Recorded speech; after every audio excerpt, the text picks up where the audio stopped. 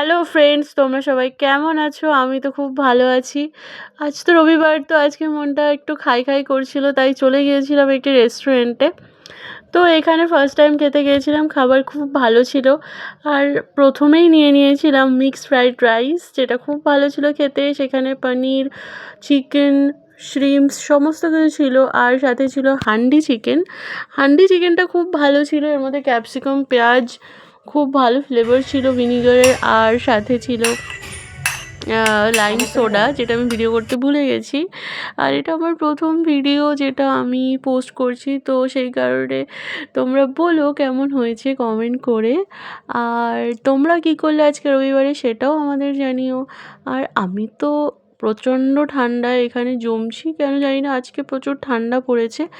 তো হঠাৎ করেই ঠান্ডা পড়লো, কিছুদিন কম ছিল আবার পড়েছে। কিন্তু যতই ঠান্ডা পড়ুক, এই ঠান্ডা কিছুই না, আমি এর থেকে আরও দ্বিগুণ ঠান্ডা সহ্য করতে পারি। জানি না এটা বলার পরে কে কী বলবে আমাকে কমেন্টে। সত্যিই আমি ঠান্ডা খুব পছন্দ করি। সবাই ভালো থেকো, বাই।